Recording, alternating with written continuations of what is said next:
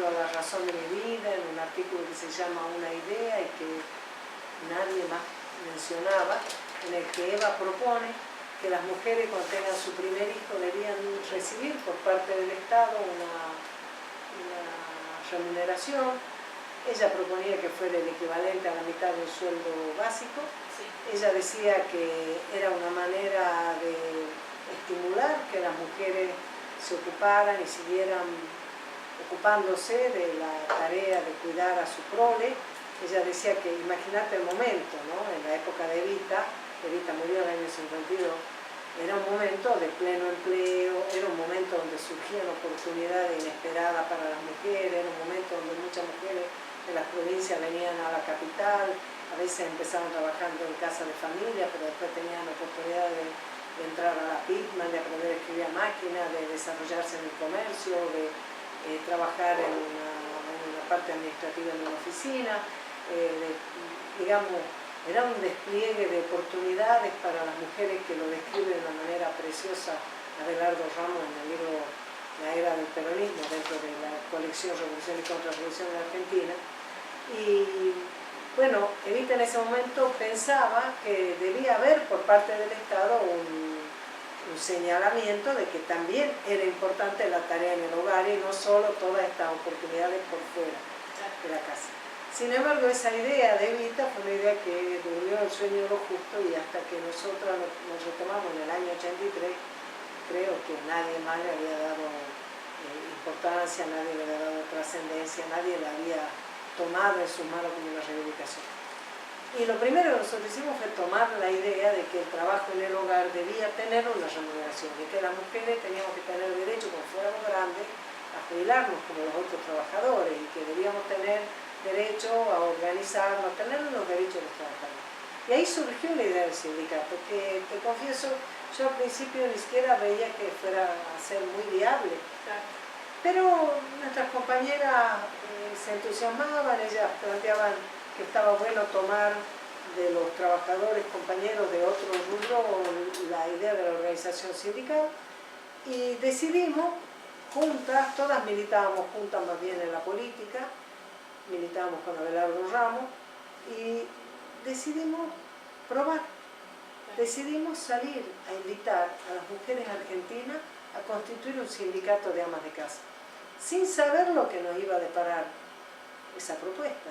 No teníamos idea si cuando golpeábamos la puerta de una casa o tocáramos un timbre, las mujeres nos iban a sacar carpiendo, nos iban a decir que éramos una delirante, o iba a ocurrir como ocurrió, que las mujeres nos miraban y decían, por fin, alguien que se ocupa de mí y de mi trabajo.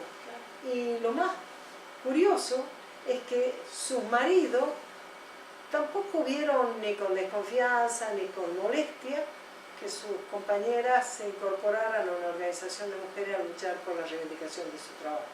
Y te debo decir, ahora hemos cumplido 33 años. Sí.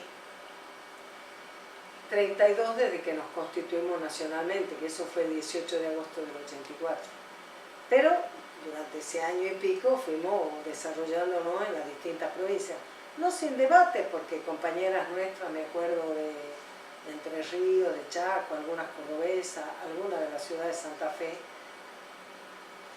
minimizaban nuestro proyecto, decían que lo que nosotros debíamos hacer era constituir un sindicato de empleadas domésticas. Nosotros le decíamos, bueno, pero es que yo ama de casa soy, empleada doméstica no soy, puedo ayudar y colaborar y ser solidaria con la constitución de un sindicato de empleadas domésticas, pero no puedo ser parte de un sindicato de trabajadoras en un trabajo que yo no desempeño. Por lo tanto, ese no es un proyecto que sea viable para mí, para vos, para tal. Por lo tanto, eso no es incompatible, podremos ayudar si surgiera la cosa, pero lo mío es que soy ama de casa, que trabajo en mi casa, además en esa época, bueno, ya me habían echado de la universidad, de la escuela, del PAMI, no, ahí no estaba trabajando en esos lugares, tenía trabajo, pero muchas compañeras nuestras trabajaban en otro trabajo privado que no las habían echado y en la dictadura, ¿no? Sí. Y ellas también participaban en su sindicato, o sea, o docente, o de comercio, de lo que fuera, pero en esto todas compartíamos, que cualquiera fuera otra tarea que hacíamos, éramos amas de casa, hacíamos la tarea en nuestro hogar, hacíamos que las cosas en nuestra casa funcionen, teníamos chicos, en fin, éramos jóvenes. Yo en esa época tenía 31 años, sí, todavía no me cumplió 31 años, ya tenía mis 3 hijos y bueno, ya veía todo el merengue que era darte maña, que tenías problemas para conseguir un trabajo, te tenías que rebuscar y además tu vieja podía a veces darte la mano, otras veces no tenía su propio trabajo, tu suegra tal cosa, tal otra, si no conseguías vos resolver los temas domésticos recaían completamente en vos. Y así como yo, todas las chicas que eran de nuestra edad y que estaban más o menos en la misma situación, era lo que veíamos. Y bueno, empezamos a salir porque todas éramos militantes y nos gustaba la idea de poder compartir con otras mujeres. Y la verdad es que nos fue fenómeno. Y lo que a mí me parece más maravilloso es que a lo largo de estos 33 años no tenemos una historia lineal, no es que todo ha sido crecimiento, hemos ido, hemos venido, no somos homogéneas en todas las provincias, hay provincias que tenemos un desarrollo impresionante, hay otras donde todavía no logramos levantar cabeza, en algunos casos siempre nuestro sindicato surge a partir de algún liderazgo de una compañera que esté dispuesta a defender estas banderas: salario, jubilación, obra social y sindicato para las amas de casa. No tenemos recursos económicos para decir que la sostenemos, pero hemos ido desarrollando. En el año 97 obtuvimos del gobierno nacional, en su momento del gobierno de Menem, la inscripción en la Superintendencia de Servicios de Salud, que se llamaba ANSAL en esa época y que la dirigía Lincheri, dirigente de obra sanitaria, todavía un compañero, un gran compañero. La verdad es que tuvimos que sortear muchísimos obstáculos porque todo el sistema de obras sociales está hecho para sindicatos que tienen trabajadores que tienen sueldo, en nuestro caso, que tienen recibo de sueldo, que tienen un patrón que le hace aporte, que tienen un lugar donde se descuenta para aportar. Nada de eso teníamos nosotros. Teníamos la voluntad de que se reconociera, teníamos la voluntad de organizar nuestro propio servicio de salud. Bueno, hicimos un convenio con la Mutual de Sanco, nos pusimos a trabajar, empezamos con 4 provincias, recién pudimos poner en marcha la obra social 3 años después, en el año 2000, peor momento no podíamos encontrar para poner en marcha una obra social que no era obligatoria, sino que voluntaria en el sentido de no obligatoria, porque no alcanza con la voluntad, porque vos para estar en una obra social tenés que pagar tu mensualidad, si no tenés ingresos, si andás muy mal de plata no lo vas a poder pagar. Entonces, bueno, la verdad es que fue difícil, y durante estos años empezamos en 4 provincias, fueron Córdoba, Santa Fe, Misiones y Corrientes, y empezamos a crecer, empezamos a desarrollarnos. Después fue Tucumán, San Juan. Todavía acá nosotros no nos podíamos desarrollar, en el área metropolitana era todo muy difícil, porque acá es muy competitivo, hay demasiados servicios, hay desde prestadores así muy top hasta cosas más o menos, pero que iban zafando. Entonces nosotros aquí, en muchas provincias, hacíamos lo que llamamos Sacra Salud, que era establecer convenios para que hubiera algunas prestaciones para afiliadas del sindicato que pagaban una cuota, que si nosotros el sindicato pagamos una cuota de 50 pesos, y en cambio en la obra social pagaban una cuota que sea, según el grupo digamos, de etapa de la vida en la que está. Yo, como ya estoy en una etapa de mucha experiencia, podríamos denominarlo así, pago alrededor de 1000 pesos por mes. Claro. Vos pagarías bastante menos, pero lo mismo, es una plata que no es comparable con lo que vos pagás en el sindicato. Entonces ahí hacíamos algunas prestaciones salud. Y bueno, cuando vino la moratoria previsional, nosotros dimos un gran impulso al trabajo con las mujeres para que se pudieran jubilar, porque eso fue un logro, fue como, cuando voy a decir la cantidad de personas que se consiguieron jubilar con la moratoria, fueron 2.800.000 personas, pero de esas, más de 2 millones fueron mujeres. Sí, por eso se tomó como que era la jubilación del ama de casa, o sea, por más que hubo un porcentaje de hombres que se vio beneficiado porque quizás trabajaba en cosechas y no tuvo un lugar, un aporte, la mayoría fueron mujeres. Entonces se adoptó se instaló la idea de que eso era la jubilación de la casa, que para nosotros fue también un gran triunfo cultural, porque nosotros por muchos años peleamos por la jubilación de las amas de casa y muchos nos ninguneaban, nos hacían ameno, decían que cómo íbamos a creer que si no había plata, así decía Pugliese, si no hay plata para pagarle a los que trabajan, ¿cómo le van a pagar a la ama de casa? Nosotros, te imaginas. Bueno, de Pugliese a Néstor hay años luz de distancia. Con Néstor las amas de casa se pudieron jubilar. Se constituyó, además de la existencia de nuestro sindicato, se constituyó en un actor social tangible. Las amas de casa empezaron a tener de forma universal derechos. Y el hecho de que existiera una organización que la corporizara como la nuestra también nos potenció. Paralelamente a eso, unos años después, la presidenta pone en marcha la Asignación Universal Política. Exacto. Que consistió en una ampliación del derecho a las asignaciones familiares para las familias que no tenían, que no tienen una incorporación formal al trabajo remunerado. Y la presidenta hizo algo más que es histórico y que pocas personas cuando hablan de la asignación universal toman en cuenta el enorme valor social que tuvo lo que la presidenta hizo. Le dijo al ANSES, se lo pagas a las madres. Claro. Y entonces fueron 1.900.000 mujeres que carecían completamente de derechos, que por primera vez tuvieron una plata para administrar ellas, que tuvieron ese reconocimiento al trabajo, al rol que ellas cumplen a cargo de esa familia y una equiparación de derechos con las familias de otros trabajadores. Fue impresionante. Y al mismo tiempo, eso presentó ¿cómo te podría decir? Un tema que nosotros le llevamos a Alicia Kirchner, sí, inmediatamente cuando fue la Asignación Universal, además de salir a apoyar y a respaldar y a difundir entre las mujeres que tenían ese derecho. Nosotros fuimos a verla a la Alicia Kirchner y le propusimos que también el salario familiar lo cobraran las mujeres, para los casos de familias que estuvieran en relación de dependencia. Porque le dijimos, también en esa familia es la mujer la que se hace cargo de los chicos. Y a la Alicia le pareció bien, le llevó la iniciativa a la presidenta, tomó un tiempo y en el año 2013, después de que se experimentara lo que ocurría cuando en una familia, el padre de familia, fuera que vivía con los chicos o no viviera con ellos, conseguía un trabajo en relación de dependencia, empezaba automáticamente a cobrar salario familiar y la mujer que venía cobrando la asignación universal quedaba en banda. Iba con su tarjeta al banco a fin de mes y se encontraba con que la plata no estaba y no entendía por qué, preguntaba en ANSES y en ANSES le decían, ah no, bueno, pero ya lo está cobrando el salario familiar el papá. Y el papá, ¿y dónde andará? El papá dice que la plata acá no la trae, no pone cuota alimentaria, se lleva el salario familiar, estamos todos locos. Hubo 33.000 juicios, digamos, no contra ANSES, sino en ANSES reclamando que el pago se vuelva a hacer a la mujer. Y finalmente en el mes de abril del año 2013, hace 3 años, la presidenta decidió que fuera también en el caso del salario familiar que las mujeres sean las que lo cobren.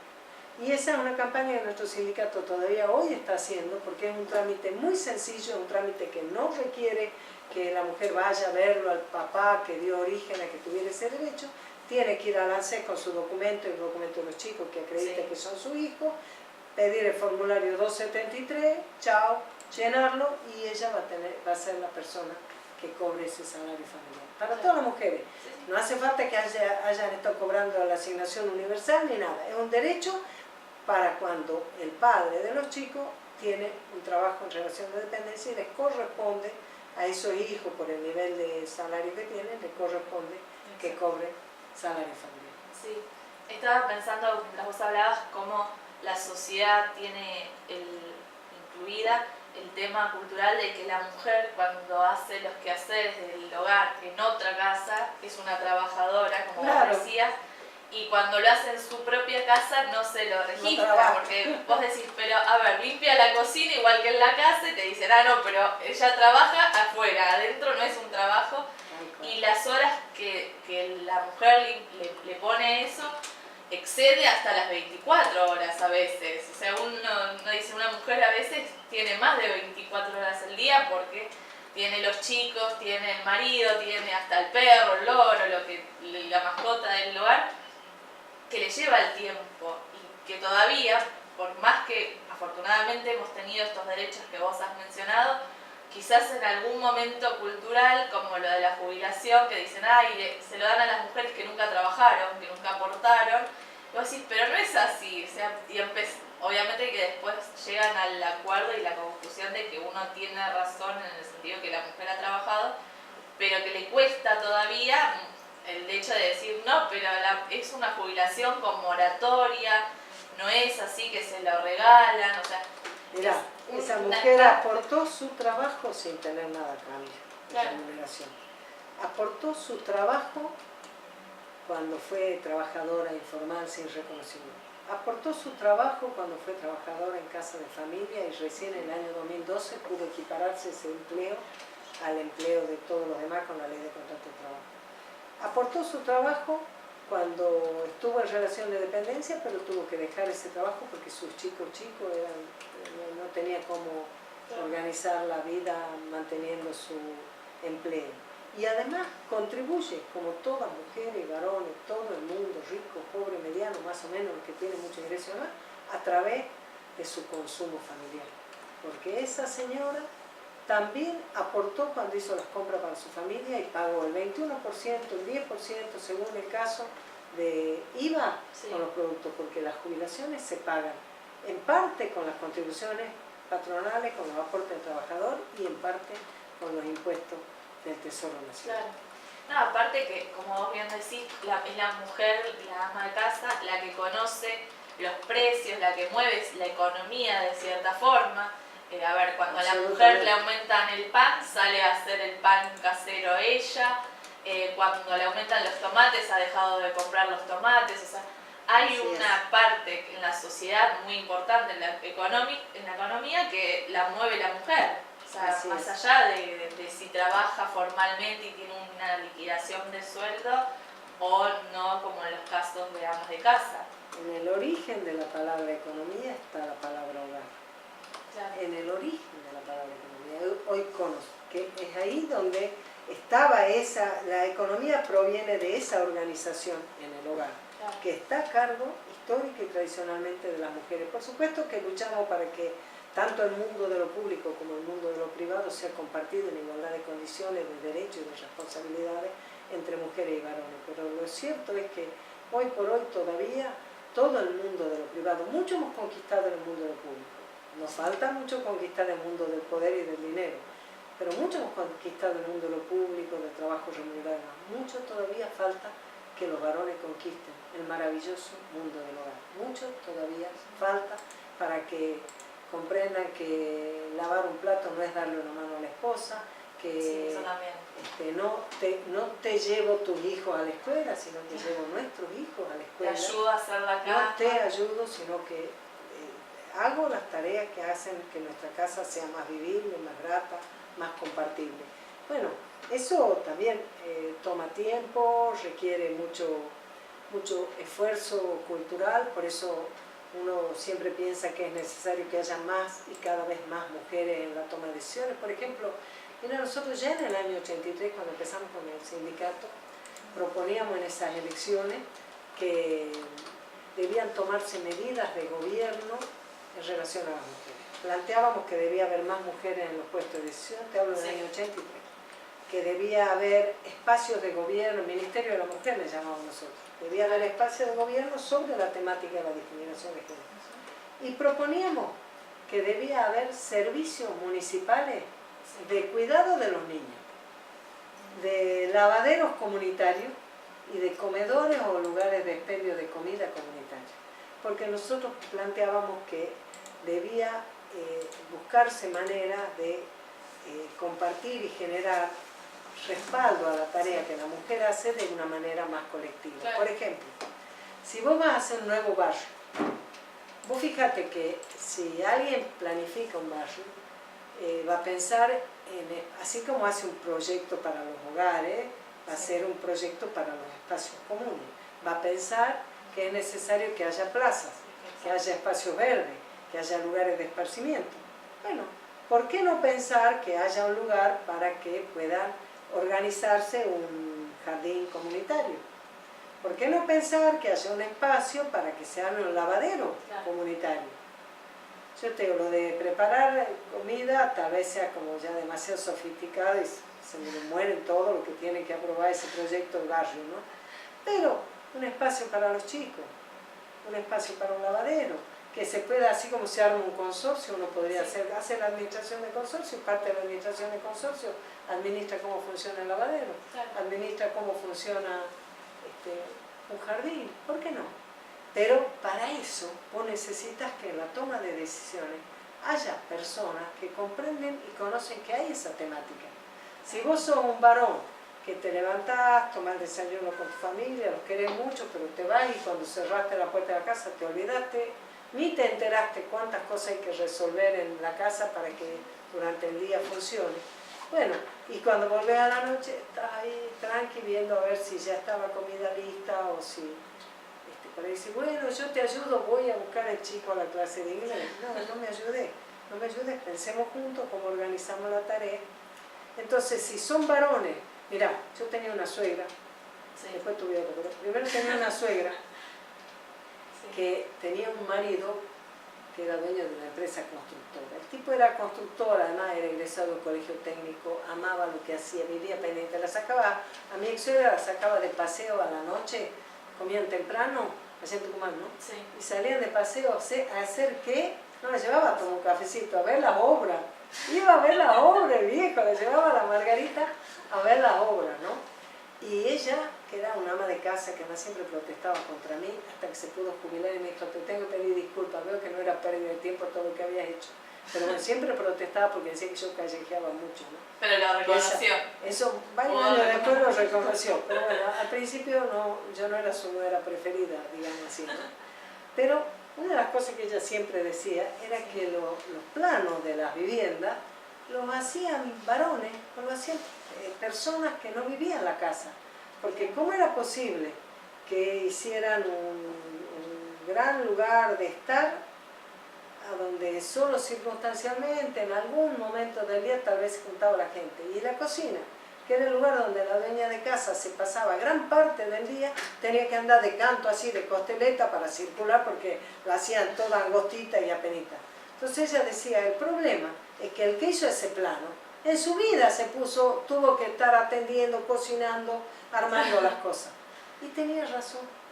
Y así como eso, vos podés encontrar miles de ejemplos donde se demuestra que solamente compartiendo el mundo de lo público, el mundo de lo privado, mujer y varones, te vas a comprender y vas a poder pensar con mayor creatividad cuáles son las mejores respuestas para eso, ¿no? Sí, aparte que con todo esto que vos decís, también dónde está la independencia de la mujer en cierto punto con estos derechos, porque, por ejemplo, al salir que la madre cobre la asignación o la asignación universal por hijo o el salario, generó una independencia económica mínima quizás, pero la mujer puede decidir qué le va a cocinar al chico, cómo vestirlo, cómo educarlo. A ver, aparte la asignación genera que el chico vaya al colegio y vaya al hospital porque tiene que presentar sus certificados. O sea, es toda una secuencia que genera un ámbito más saludable en la sociedad. Mira, después que hizo la asignación universal por hijo, la presidenta pasó un tiempito, no me acuerdo cuánto, y mandó la asignación por embarazo. Sí. Y estableció este requisito de hacer los controles de embarazo. Vos sabés que una de las causas más importantes de mortalidad materna es la falta de control en el embarazo. ¿Por qué? Porque la mujer que llega a tener su bebé y ese establecimiento hospitalario no tiene antecedentes de ella. Claro. No sabe nada sobre ella. Si tiene diabetes, si tiene hipertensión, si tiene antecedentes de no sé qué, de no sé cuánto. Claro, no lo sabe. Y entonces llega el momento y llega cuando ya está por tener su bebé y bueno, si hay alguna complicación no hay con qué contrastarlo, ¿no? Entonces, una de las mayores y más importantes medidas para la prevención de la mortalidad materna y aún de la mortalidad infantil es el cumplimiento de los controles de embarazo. Y eso ha significado un gran cambio cultural, porque para muchas mujeres que tienen varios hijos tal vez, o que viven lejos de un centro de salud, que para atenderse en el hospital o en el centro de salud tienen que ir un día demasiado temprano para sacar turno, tal vez para recién poder ir varios días después, y a veces para sacar ese turno temprano tienen que ir cargando la prole, es un incordio. Entonces solamente van al hospital o al centro de salud cuando no tienen más remedio, se le hinchó la cara con un flemón, o tienen una infección, o están con fiebre, o qué sé yo, por los niñitos, ¿no? Y si no, no van. Entonces este estímulo positivo de tener un ingreso y ayudar, digamos, de que confluya el cuidado que vos misma haces con el hecho de que el Estado te cuida y te protege. Y te cuida ofreciéndote un servicio de salud, pero además dándote, poniendo en tu bolsillo, en tu economía familiar, unos mangos y diciéndote, somos solidariamente responsables de que tu embarazo llegue a término, que vos puedas tener tu hijo con felicidad, que no sea tan dispar las posibilidades de tu niño con el de otras familias que tienen mejores condiciones económicas. Y eso también fue maravilloso. El otro día nosotros estamos dando unas clases en la Universidad Metropolitana para la Educación y el Trabajo, del SUTER, sobre seguridad social y previsional, ¿no? Y el otro día se armó una linda discusión, porque una compañera, una alumna, dijo que a ella le parecía que era injusto, que era inequitativo, que a las mujeres que cobran la asignación universal por hijo le entregaran el 80% del monto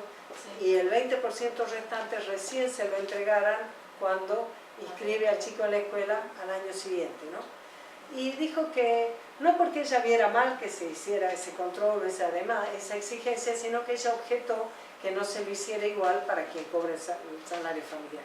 Sí. Dentro del equipo nuestro, hay una compañera del sindicato nuestro, la Mariana, que ella es trabajadora social y tiene bastante experiencia de campo, y ella le contestó, le dijo, mira, yo no estoy de acuerdo con vos, entiendo así abstractamente que vos, lo que vos decís puede ser justo que le exijan a todos, pero lo concreto, los resultados, es que las mujeres que no tenían ninguna vinculación, no estaban incluidas en el sistema, ni en el sistema formal de trabajo, ni en el sistema de salud, solamente estaban incluidas por necesidad y en emergencia. El hecho, en estos sectores, me decía mi amiga, mi compañera, el índice de mortalidad materna y de mortalidad infantil es más alto que en los sectores de trabajadores registrados, que ya tienen una práctica de hacerse atender, de prevención a través de su obra social. Sí. Desde ese punto de vista ha sido muy importante y han mejorado los índices sociales, los índices de salud para mujeres y para sus niños a partir de la asignación universal por hijo. Ella le contó eso y me pareció muy interesante tomarlo en cuenta, más allá de que uno puede pensar que de todas maneras también con el salario familiar uno podría decir, bueno, pero aseguremos que se hagan los controles, a veces por ahí ya va por tu cuarto hijo y te cree que te la sabe toda y no te controla, sí. Y no es así. Yo tengo una de mi hermana, tiene 5 hijos, con los 3 últimos, con cada uno ha tenido alguna complicación y menos mal que ella ha estado controlada y cuidada, y así todo en uno de los partos casi le ponen una medicación porque ella tradicionalmente tenía tensión baja y en ese momento le venía un pico de presión alta y claro, si lo hubieran medicado, bueno, en fin, son cosas que hay que estar atentas. Y cuando yo ahora te voy a devolver la palabra, pero después te quiero contar algo sobre el programa Ellas Hacen y nuestra obra social. Dale, eso lo dejamos para la vuelta, hacemos un cortecito y ahora volvemos.